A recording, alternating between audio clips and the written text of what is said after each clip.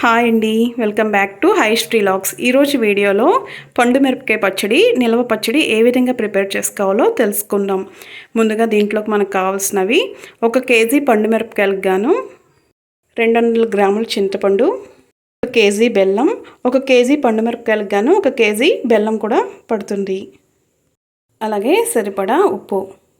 ముందుగా మిరపకాయల్ని ఒక కాయని 2-3 ముక్కలుగా కట్ చేసుకుని పక్కన పెట్టుకోవాలి. అప్పుడు మిక్సీలో వేసుకున్న మనకి తొందరగా నలుగుతుంది. ఇలా పండుమిరపకాయల్ని ముక్కలుగా కట్ చేసుకుని పక్కన పెట్టుకోవాలి. ఒక మిక్సీ జార్ తీసుకుని మనం కట్ చేసుకున్న పండుమిరపకాయల్ని దాంట్లో వేసుకోవాలి. ఇప్పుడు దీనిలో కొద్దిగా సాల్ట్ కూడా వేసుకుని మిక్సీ పట్టుకోవాలి. మిరపకాయల్ని ఇలా కచ్చాపచ్చాగా పట్టుకున్నాక ఇప్పుడు దీనిలో చింతపండు అలాగే తురుముకున్న బెల్లం కూడా వేసుకుని ఇప్పుడు వీటిని మిక్సీ పట్టుకోవాలి. మెత్తగా పట్టుకున్నాక ఇప్పుడు ఆ పచ్చడిని అంటే ఒక గిన్నెలో వేసుకోవాలండి.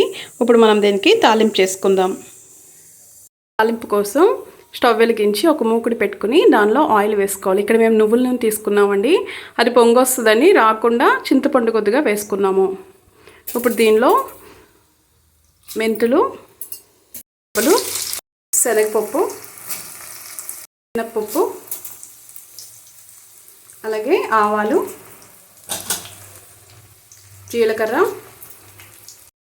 కొద్దిగా కరివేపాకు కూడా వేసుకుని బాగా తాలింపు అంతా వేయించుకోవాలి. ఇప్పుడు మనం స్టవ్ ఆఫ్ చేసుకుందాం. పెట్టుకున్న తాలింపును పచ్చడిలో వేసుకుని బాగా కలుపుకోవాలి. పచ్చడి అంతటిని కూడా బాగా కలుపుకోవాలి. ఇక్కడ మేము తీసుకున్న కాయలు నాటుకాయలండి. ఇలా నాటుకాయలతో పచ్చడి చేసుకుంటే పచ్చడి అనేది మనకు సంవత్సరం అంతా కూడా నిల్వ ఉంటుంది. అలాగే నువ్వుల నూనె వాడటం వల్ల పచ్చడి టేస్ట్ బాగుంటుంది. చూసారు కదండి పండుమిరపకాయ పచ్చడి ఏ విధంగా ప్రిపేర్ చేసుకోవాలో. ఈ పచ్చడి చేసేటప్పుడు వాటర్ అనేది అస్సలు తగలనివ్వద్దండి. వాటర్ తగిలితే పచ్చడి అనేది నిల్వ ఉండదు. మీకు కనుక ఈ వీడియో నచ్చినట్లయితే వీడియోని లైక్ చేయండి, షేర్ చేయండి, సబ్స్క్రైబ్ చేసుకోండి.